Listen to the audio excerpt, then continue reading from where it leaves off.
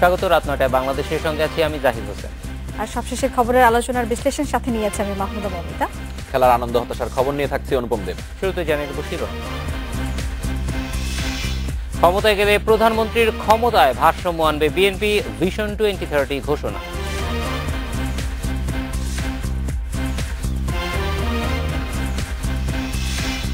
আওয়ামী লীগের চিন্তা চুরি করেছে বিএনপি, জাতির সঙ্গে তামাশার অভিযোগ ওবায়দুলের।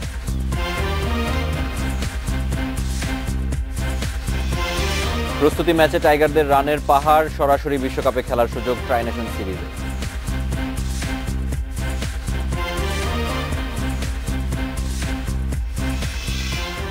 বাংলাদেশে আজ মতামত পাঠানোর বিষয় বিএনপির ভিশন 2030। মতামত পাঠাতে পারেন SMS অথবা ফেসবুকে। আপনাদের মতামত জানাবো সংবাদের পরের অংশে।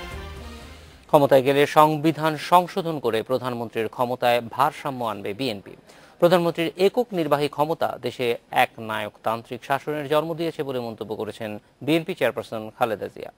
দলের ভিশন 2030 ঘোষণার সময় এ মন্তব্য করেন খালেদা জিয়া। প্রতিহিংসার রাজনীতির অবসান ঘটিয়ে দেশের নতুন ধারার রাজনীতির প্রতিশ্রুতি দিয়েছেন তিনি। আগামী নির্বাচনে বিএনপি ক্ষমতায় গেলে কিভাবে দেশ পরিচালিত হবে তা জানাতেই রাজধানীর একটি হোটেলে সংবাদ সম্মেলন করেন খালেদা জিয়া। সম্মানিত নাগরিকবৃন্দ, তিনি বলেন, গণতন্ত্রের চেয়ে উন্নয়ন কখনো বড় হতে পারে না। জনগণের অধিকার প্রতিষ্ঠায় প্রধানমন্ত্রীর ক্ষমতায় ভারসাম্য এবং সংবিধান সংশোধন করে গণভোট পুনঃপ্রবর্তনের পাশাপাশি জাতীয় সংসদকে সব কর্মকাণ্ডের কেন্দ্রবিন্দুতে পরিণত করার প্রতিশ্রুতি দেন বিএনপি চেয়ারপারসন। প্রধানমন্ত্রীর একক নির্বাহী ক্ষমতা সংসদীয় সরকারের আবরণে একটি স্বৈরাচারী এক ন্যায়তান্ত্রিক শাসনের জন্ম দিয়েছে। বিদ্যমান অবস্থার অবসানকল্পে সংবিধানের প্রয়োজনীয় সংশোধনের মাধ্যমে প্রজাতন্ত্রের নির্বাহী ক্ষমতার ক্ষেত্রে ভারসাম্য আনা হবে। ক্ষমতায় গেলে বিতর্কিত ও অগণতান্ত্রিক সব আইন বাতিল করা হবে বলে জানান খালেদা জিয়া। বলেন, দেশের রাজনৈতিক ও সামাজিক বিভাজন দূর করবে বিএনপি। বিচার বিভাগের কার্যকর স্বাধীনতা ও নিরপেক্ষতা প্রতিষ্ঠা করে জনগণের জন্য ন্যায় বিচার ও আইনের শাসন নিশ্চিত করা হবে। ক্ষমতায় গেলে বিচারক অপসারণের ক্ষমতা সংসদের হাতে নেয়ার বিধান পর্যালোচনা করার প্রতিশ্রুতি দিয়েছেন খালেদা জিয়া। দলীয় বিবেচনার উপরে উঠে আদালতে বিচারক নিয়োগ সহ বিচার বিভাগে প্রয়োজনীয় সংস্কার আনা হবে বলেও জানান তিনি। বিচার বহির্ভূত হত্যাকাণ্ড, গুম, খুন ও অমানবিক শারীরিক ও মানসিক নির্যাতনের অবসান ঘটানো হবে। বিএনপি অন্য কোনো দেশের জন্য নিরাপত্তা সমস্যা তৈরি করবে না বলেও জানান খালেদা জিয়া। একইভাবে বিএনপি দৃঢ় অঙ্গীকার করছে যে অন্য কোনো রাষ্ট্র বাংলাদেশের আভ্যন্তরীণ ব্যাপারে হস্তক্ষেপ এবং বাংলাদেশের রাষ্ট্রীয় নিরাপত্তায় হুমকি সৃষ্টি করলে শক্ত প্রতিরোধ গড়ে তোলা হবে। দুর্নীতির সঙ্গে আপোষ করা হবে না জানিয়ে স্বচ্ছতা ও জবাবদিহি নিশ্চিতে ন্যায়পাল অফিস কার্যকরের অঙ্গীকার করেন বিএনপি প্রধান। এছাড়া প্রশাসন, শিক্ষা, স্বাস্থ্য, অর্থনীতি সহ বিভিন্ন ক্ষেত্রে নানা পরিকল্পনা তুলে ধরা হয় বিএনপির ভিশন 2030-তে। বিএনপির vision 2030-তে Jahanara Parvin, independent news, Dhaka. Awami লীগের দাবি, তাদের চিন্তা চুরি করে ভিশন 2030 তৈরি করেছে বিএনপি। দলের সাধারণ সম্পাদক ওবায়দুল কাদের বলেছেন, জাতির সঙ্গে তামাশা করেছেন খালেদা জিয়া। বিএনপি চেয়ারপারসনের সংবাদ সম্মেলনের পর তাৎক্ষণিক প্রতিক্রিয়ায় এই কথা বলেছেন ওবায়দুল কাদের। বিএনপি চেয়ারপারসন খালেদা জিয়ার প্রায় 2.5 ঘন্টার বক্তব্যের পুরোটাই পর্যবেক্ষণ করে আওয়ামী লীগ। ফাঁপানো রঙিন বেলুন, এই বেলুন অচিরেই চুপসে যাবে। বিএনপি প্রধানের বক্তব্য শেষ হওয়ার পরপরই ধানমন্ডিতে আওয়ামী লীগ সভাপতির রাজনৈতিক কার্যালয়ে দলীয় প্রতিক্রিয়া জানান আওয়ামী লীগ সাধারণ সম্পাদক। বলেন, তাদের রাজনৈতিক রূপকল্প থেকে ধারণা চুরি করেছে বিএনপি। পরের মেধাস্বত্ব চুরি করা একটি নৈতিক অপরাধ। এটা এক ধরনের পলিটিক্যাল ডিসঅনেস্টি। একটি রাজনৈতিক দল কতটা দেউলিয়া হলে অপর একটি রাজনৈতিক দলের দেয়া আইডিয়া এবং থটস নির্লজ্জভাবে চুরি করতে পারে, বিএনপি ইমিটেট করতে পারে কিন্তু ইনোভেট করতে পারে না। দ্বিকক্ষ বিশিষ্ট সংসদের ধারণার সমালোচনা করে ওবায়দুল কাদের বলেন, এর মাধ্যমে সংবিধানের মৌলিক কাঠামো পরিবর্তন করতে চায় বিএনপি। আমি তাকে প্রশ্ন করতে চাই, বাংলাদেশের ভৌগোলিক ও রাজনৈতিক বাস্তবতা সত্ত্বেও তিনি এ ধরনের ব্যবস্থা প্রবর্তনের মাধ্যমে কাদেরকে খুশি করতে চান? উনি কি করে রাষ্ট্রপতিকে সম্মান দেবেন? ক্ষমতায় থাকতেও তিনি তার দলের রাষ্ট্রপতিকে বিনা কারণে অপসারণ করেছেন। তার কথা মনে হয় তিনি রাষ্ট্রপতি আর তার দুর্নীতিবাজ পুত্র তারেককে প্রধানমন্ত্রী বানাতে চান। দেশে হত্যা, কু, ষড়যন্ত্রের রাজনীতি বিএনপি শুরু করেছে দাবি করে ওবায়দুল কাদের বলেন, তাদের কোনো প্রতিশ্রুতিতে দেশের মানুষের আর আস্থা নেই। Shahadat Hossain, independent news, Dhaka. বিএনপির ভিশন 2030-কে উচ্চাভিলাষী মনে করছে জাতীয় পার্টি। দলের কো চেয়ারম্যান জিএম কাদের বলেছেন, বিএনপির রূপকল্প সাধারণ মানুষকে খুব একটা নাড়া দেবে না। ক্ষমতায় থেকে এটা বললে অনেক বেশি বাস্তবসম্মত হতো। আমি এখনো ক্ষমতায় যেতে পারিনি, ক্ষমতায় যেতে পারবো কিনা সামনে তারও আমার কোনো এখন পর্যন্ত নিশ্চিত নই। তো সেই হিসাবে আমি সামনে দুবার ক্ষমতায় যাব এইভাবে একটা মানে পরিকল্পনা জনগণের সামনে পেশ করা, এটা খুব একটা জনগণকে নাড়া দিবে বা এটা নিয়ে খুব একটা আলাপ আলোচনা বা এটা নিয়ে গবেষণার কিছু বিষয় আছে, এটা আমার কাছে বাস্তব মনে হচ্ছে না। জাহিদ, বিএনপির 2030 ভিশন আজকে তারা ঘোষণা করলেন, এটি আসলে আপনি কিভাবে বিবেচনা করবেন যে আসলে এটি কি তাদের নির্বাচনে অংশগ্রহণের আগাম আভাস, বা যেটি নিয়ে আসলে নিজেদের দলের মধ্যেই তাদের যৌক্তিকতা নিয়ে প্রশ্নটা যে এখন কেন দেয়া হলো? মমিতা, এই উত্তরটা দেওয়া আমার পক্ষে খুব কঠিন। সাংবাদিক হিসেবে আমরা পর্যবেক্ষণ করতে পারি, পর্যালোচনা করতে পারি, কিন্তু এটি একেবারেই বিএনপির রাজনৈতিক সিদ্ধান্ত যে এটি নির্বাচনে যাওয়ার বিষয় কিনা। কিন্তু যেটি আমার কাছে মনে হয় যে অন্তত জাতির সামনে লিখিতভাবে উপস্থাপন করা হলো, এটি একটা ভালো দিক যে তারা ক্ষমতায় গেলে কি করতে চায় ভবিষ্যতে। কারণ সব দলই আসলে রাজনীতি করে ক্ষমতা যাওয়ার জন্যই, সেখানে মানুষের কাছে তো এই যুক্তিগুলি উপস্থাপন করার অবশ্যই প্রয়োজন আছে, কি আমি করব কি করব না। এবং গণতন্ত্রের এটাই ব্যাপার যে হয়তো আমার কাছে পছন্দ হোক অথবা না হোক, যদি জনগণ চায় তাহলে সেই দলের ম্যান্ডেট অনুযায়ী কাজ করবে।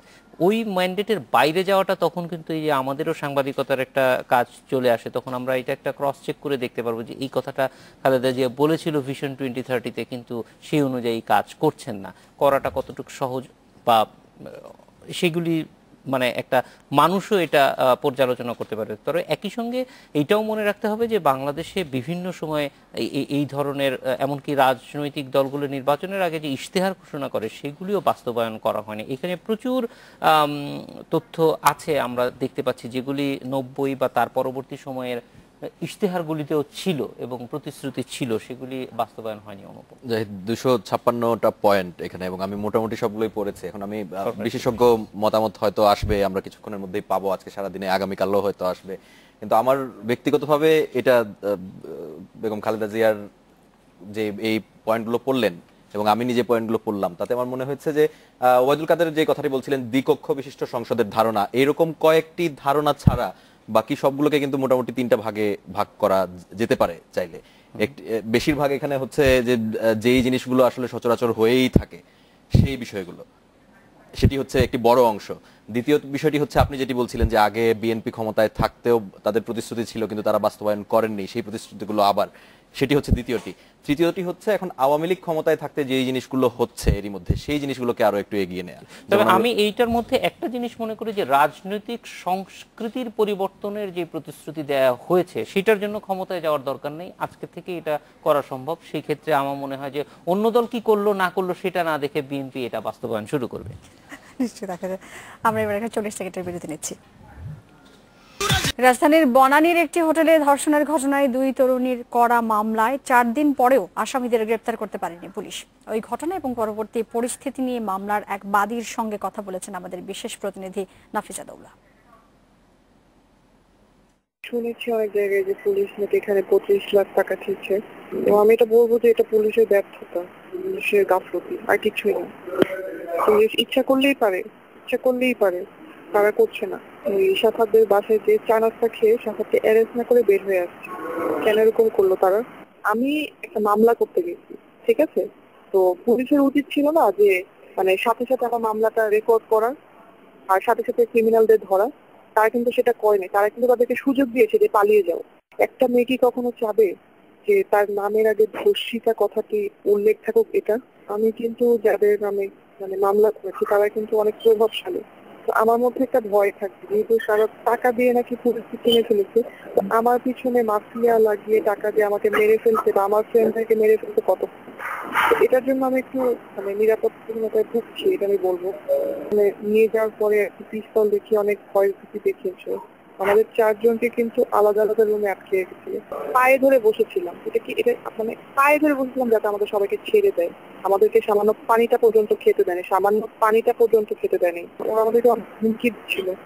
সমাজে অনেক মানুষের কাছে আমাদের অনেক উল্টাপাল্টা কথা বলছিল যে আমাদের ভিডিও দেখে, তারপরে বলেছে যে ওরা হচ্ছে যে রেইনট্রিতে এসব করছে, মানে কয়েক সব ওরা নিজেরাই কিন্তু বলেছে। আমরা কিন্তু চুপই ছিলাম, আমরা কিন্তু কিছু বলি নাই, করতে চেপে গিয়েছিলাম শুধুমাত্র লোক লজ্জার ভয়। ওই হোটেলে যখন আমরা গিয়েছিলাম, তো আমি আমার ফ্রেন্ডকে যে ভিডিও করছিলাম সেটা আমি দেখেছিলাম। আমি দেখেছিলাম যে ওই সাফাত তার ড্রাইভার বিল্লালকে বলছিল ওই রেইনট্রি হোটেলে যখন আপনি ঢুকবেন, তো ওই রুমটাতে, রুমের আলমারি যেখানে যখন আপনি খুলবেন একটা কাচের মতন একটা জিনিস আছে, ওটা যদি আপনি হালকা করে খুলবেন আপনি ওয়াশরুমে নিচে সব দেখতে পাবেন। আর ওই ওয়াশরুমের ভিতর থেকে ওই বিল্লালদের ছিল সে ভিডিও করতেছিল। আর তারা সিসিটিভির ফুটেজই বা কেন দেখাচ্ছে না? একটা 4 স্টার হোটেলে তো মানে 3 মাস কিংবা 1 বছরের মতন ফুটেজ সংরক্ষণ করে রাখা হয়। যে ওই হোটেলের যে মাহির হারুন যে ওনার, ও কিন্তু সাফাতের ফ্রেন্ড ছিল। ও কিন্তু আসছিল উপর একটা ব্লুবেরি কেক নিয়ে, ও কিন্তু আমাদের সাথে দেখা করে গিয়েছে। মানে ওর বাবাকে বলে দিব বা পুলিশের হেল্প নিব। তখন বললো যে আমি 20টা মার্ডার কেসের আসামি, আমি বাংলাদেশের মধ্যে 1 নাম্বার স্মাগলার, এর জন্য স্বর্ণের ব্যবসা করতে পারছি। তারপরে বললো যে পুলিশের কাছে গেলে নাকি টাকা দিলে নাকি সবকিছু, ও নাকি টাকা দিলে সবকিছু হয়।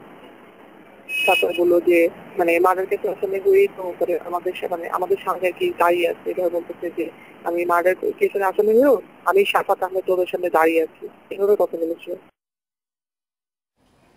রাষ্ট্রের কাছে ন্যায় বিচারের প্রত্যাশা করছে বনানীর একটি হোটেলে ধর্ষণের ঘটনার শিকার তরুণীরা। দোষীদের বিচার নিশ্চিতে পুলিশকে আরও তৎপর হওয়ার আহ্বান জানিয়েছেন তারা। এ বিষয় নিয়ে অন্য আরেক তরুণীর সঙ্গে কথা বলেছেন আমাদের বিশেষ প্রতিনিধি নাফিজা দৌলা। একটা মাস মানে ওরা আমাদেরকে কিরকম চাপের মুখে রেখেছে এটা মানে শুধু আমরাই জানি। তো ওরা যা হুমকি দিচ্ছে এখনো আমরা ভয়ে গেছি। ইভেন আমরা অনেকের মাধ্যমে শুনতেছি যে আমাদের পেছনে মাফিয়া লাগানো হয়েছে। তো এখন হুমকি দেয় নাই, কিন্তু আমরা এখনো অনেক ভয়ের মধ্যে আছি। আমি জানি যে কোনো টাইম আমাদের যে কোনো কিছু হতে পারে। আমাদের ফ্যামিলি ফার্স্টে বলেছিল যে ব্যাক অফ করতে, আমরা বলেছি যে আমরা মরে যাবো তাও ব্যাক অফ করবো না। কিন্তু দ্য থিং ইজ এখন যদি আমরা ব্যাক অফও করতাম বাধ্য হয়ে, তাহলেও আমাদের মরতে হতো।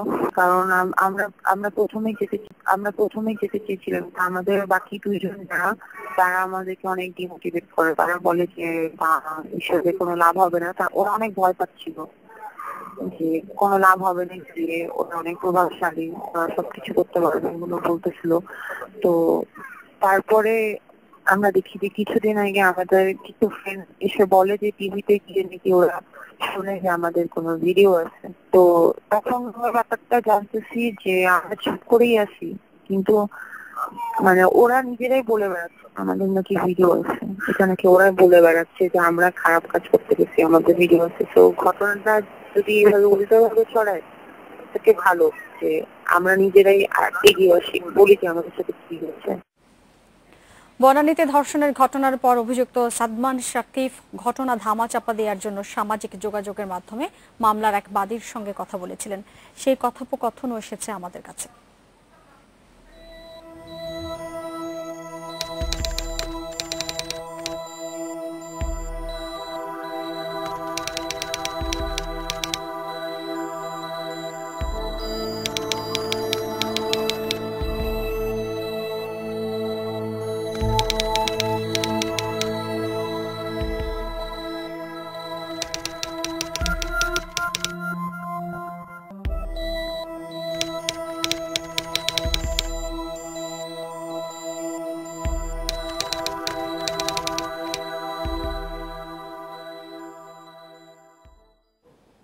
বনানীতে 2 ছাত্রী ধর্ষণের প্রতিবাদে বিকেলে শাহবাগে সমাবেশ করেছে লেখক, কবি, শিল্পী, সাহিত্যিক ও মানবাধিকার কর্মীরা।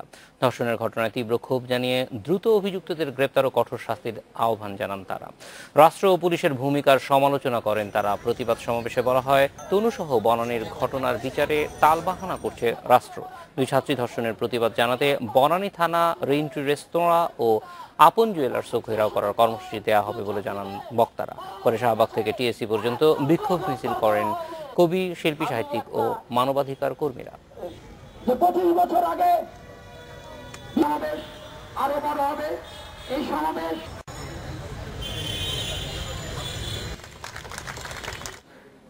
রাত 9টায় বাংলাদেশে একটা বিরতি নিচ্ছে।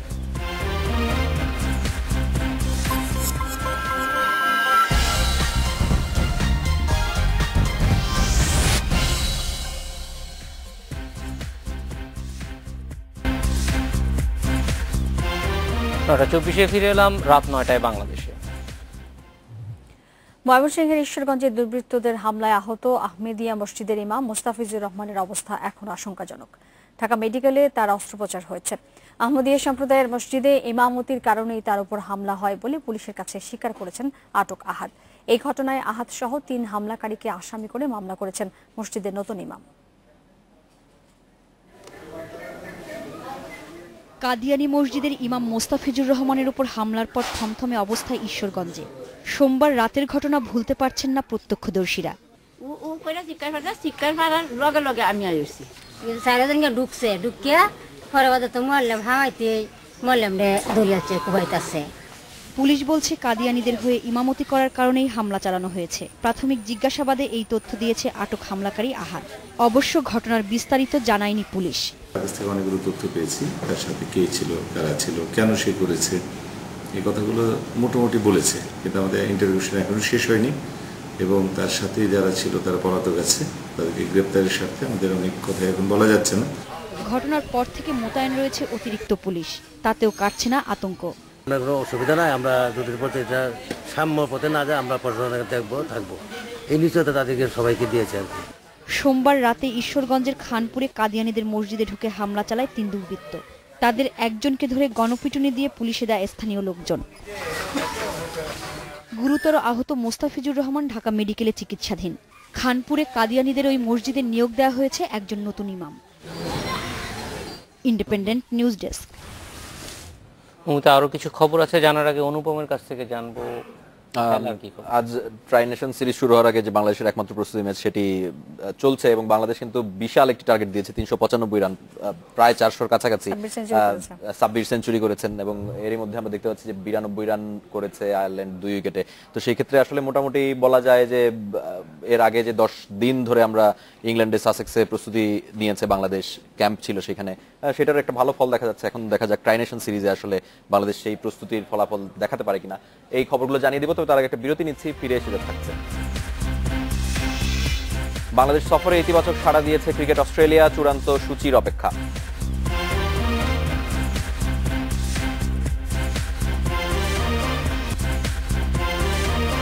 রাত 9:33 ফিরে এলাম রাত 9টা বাংলাদেশে। ট্রাই নেশনের আগে একমাত্র প্রস্তুতি ম্যাচে বাংলাদেশের দেয়া 395 রানের টার্গেটে ব্যাট করছে আয়ারল্যান্ড উলফস। এখন পর্যন্ত সংগ্রহ 3 উইকেটে 100 রান। সাসেক্সের 2 প্রস্তুতি ম্যাচে ছিলেন না তামিম। বেলফাস্ট স্টরমন্ট ক্রিকেট গ্রাউন্ডে ফিরেই দারুণ শুরু করেন ড্যাশিং এই ওপেনার। বেলফাস্টে তামিম সৌম্যের উদ্বোধনী জুটিতে আসে 44 রান, 17 করে আউট হন সৌম্য। 49 বলে 11 বাউন্ডারিতে 50 পূরণ করেন তামিম। আউট হয়েছেন 86 রানে। অন্য প্রান্তে সেঞ্চুরি তুলে নেন সাব্বির। রান পেয়েছেন সাকিব, মুশফিক ও মাহমুদুল্লাহ। শেষ পর্যন্ত 7 উইকেটে 400-র কাছাকাছি সংগ্রহ পায় সফরকারী দল। মাশরাফি থাকলেও এই ম্যাচে নেতৃত্ব দিচ্ছেন সাকিব। খেলছেন মুস্তাফিজ। 12 মে ট্রাই নেশন সিরিজে স্বাগতিক আয়ারল্যান্ডের মুখোমুখি হবে বাংলাদেশ।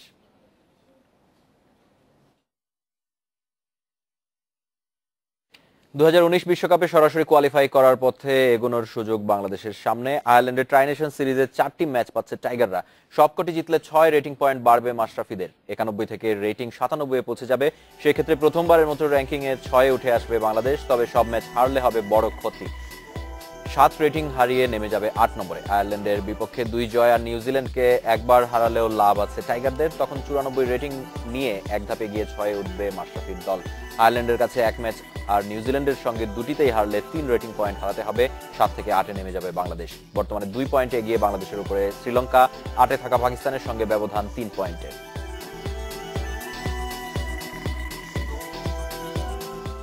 আগস্টে বাংলাদেশ সফরে আসবে অস্ট্রেলিয়া, তবে নিরাপত্তা অজুহাতে টালবাহানা করছিল ক্রিকেট অস্ট্রেলিয়া। অবশেষে ইতিবাচক সাড়া পাওয়া গেছে। প্রধান নির্বাহী জেমস সাদারল্যান্ড জানিয়েছেন, বাংলাদেশ সফরের সব প্রস্তুতি ঠিক পথেই এগুচ্ছে, শুধুমাত্র নিরাপত্তা পরিস্থিতি ও চূড়ান্ত সূচির জন্য অপেক্ষা। ক্রিকেট অস্ট্রেলিয়ার ওয়েবসাইটে সাদারল্যান্ড জানান, সফরের বিস্তারিত ব্যাপারে কাজ চলছে, প্রস্তুতি নিয়ে খুশি তিনি। স্বাগতিক দেশ সূচি ও দিন তারিখ নিয়ে কাজ করছে। আর ক্রিকেট অস্ট্রেলিয়ার পক্ষ থেকে প্রস্তুতি ঠিক পথে এগোচ্ছে। নিরাপত্তা পর্যবেক্ষণে ফরেন অ্যাফেয়ার্স ও অন্যান্য সরকারি এজেন্সির সঙ্গে কাজ করছে তারা। 2015-তে 2টি টেস্ট খেলতে বাংলাদেশে আসার কথা ছিল অজিদের, কিন্তু নিরাপত্তার ঝুঁকি দেখিয়ে সফর স্থগিত করেছিল ক্রিকেট অস্ট্রেলিয়া।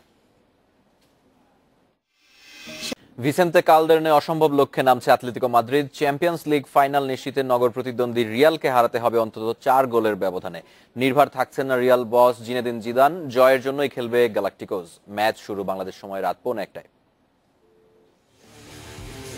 এক ক্রিস্টিয়ানো রোনালদোই গড়ে দিয়েছেন পার্থক্য। সান্তিয়াগো বার্নাবুতে তার হ্যাট্রিক কঠিন করেছে সমীকরণ। কার্ডিফ ফাইনালে টিকিট পেতে দ্বিতীয় লেগে আতলেতিকোকে জিততে হবে ন্যূনতম 4 গোলের ব্যবধানে। কঠিন সমীকরণটা আত্মবিশ্বাসে মেলাতে চান সিমিওনে, যদিও পাশে থাকছে না পরিসংখ্যান। চ্যাম্পিয়ন্স লিগ সেমিতে এ পর্যন্ত কেউ সামলাতে পারেনি 3-0 গোলে হারের ধাক্কা। উদ্বেগ আরও বেড়ে যাবার কথা গ্যালাকটিকোদের সাম্প্রতিক ফর্মে। রিয়াল মাদ্রিদ বিশ্বের সেরা দলগুলোর একটি। প্রথম লেগে হারে সমীকরণটি বেশ কঠিন হয়ে গেছে আমাদের জন্য। জিততে হলে অতিরিক্ত কিছু করে দেখাতে হবে, রক্ষণের কাজটা ঠিকঠাক করতে হবে, তাহলে হয়তো আক্রমণ ভাগ নির্ভর থাকবে, ম্যাচে আমাদের সুযোগ বাড়বে। প্রথম লেগে জয়ের পাশাপাশি চ্যাম্পিয়ন্স লিগের রেকর্ড নির্ভর রাখছে রিয়াল মাদ্রিদকে। আগের 3 আসরে নগর প্রতিদ্বন্দ্বীদের বিদায় ঘণ্টা বাজিয়েছে গ্যালাকটিকোরা। শেষ কয়েকটি ম্যাচে দল ভালো খেলেছে, খেলোয়াড়দের পেশাদারিত্বে আমি সন্তুষ্ট, তবে সেমিতে আবার প্রথম থেকে শুরু করতে হবে। আতলেতিকো শক্তিশালী দল, জিততে হলে আমাদের নার্ভ ধরে রাখতে হবে পুরো ম্যাচেই। গ্যালাকটিকোদের মাটিতে নামাতে অলৌকিক কিছুর দরকার আতলেতির। মূল দায়িত্বটা গ্রিজমান তোরেসদের কাঁধে, কিন্তু কাজটা কঠিন হয়ে যাচ্ছে রোনালদো মোরাতাদের দুরন্ত ফর্মে। ভিসেন্তে কালদেরনের মঞ্চ প্রস্তুত রোমাঞ্চের যত অনুষঙ্গ নিয়ে। Zahir Bhuiyan, independent news. খেলার খবর এই ছিল। আমার কাছে আরো কিছু খবর জানবো মৌমিতা এবং জাহিদের কাছ থেকে। অনুপম, ধন্যবাদ খেলার খবরের জন্য। আমাদের কাছে আরো কিছু খবর আছে, সেগুলো জানার আগে নিচ্ছে একটা বিরতি।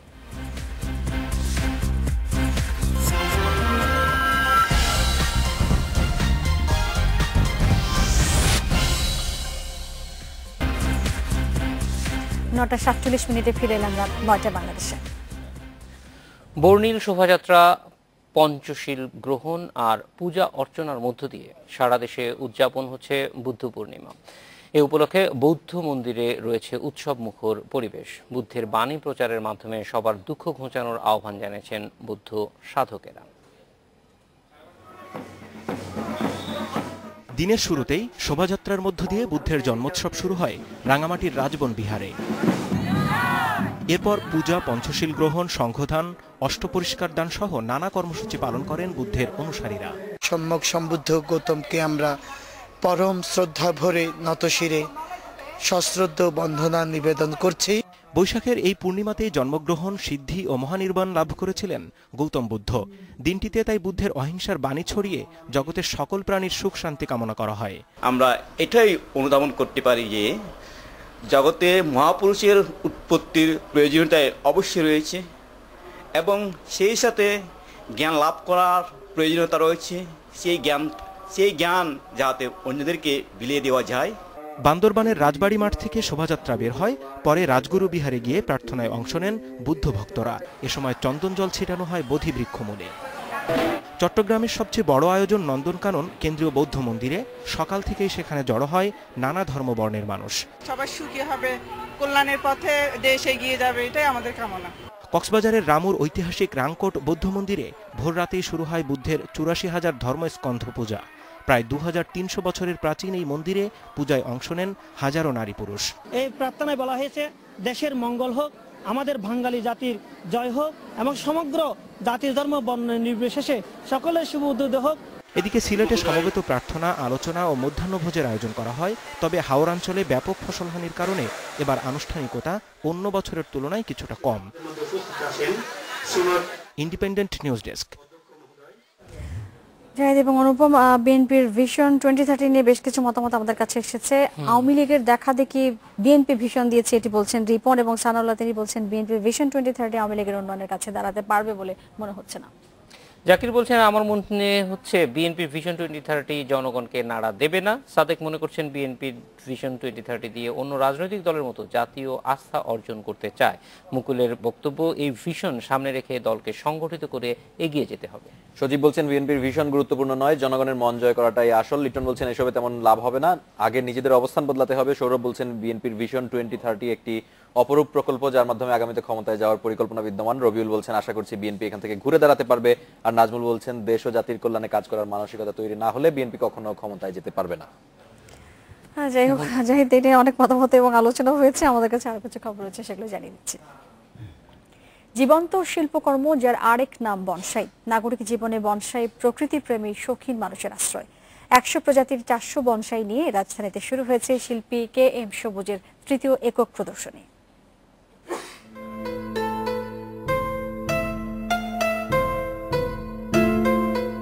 এ যেন এক টুকরো সবুজ বনভূমি, ধূসর শরীর আর জড়ানো শিকড়ে এক একটি বনসাই মেলে ধরেছে তার আপন মহিমা।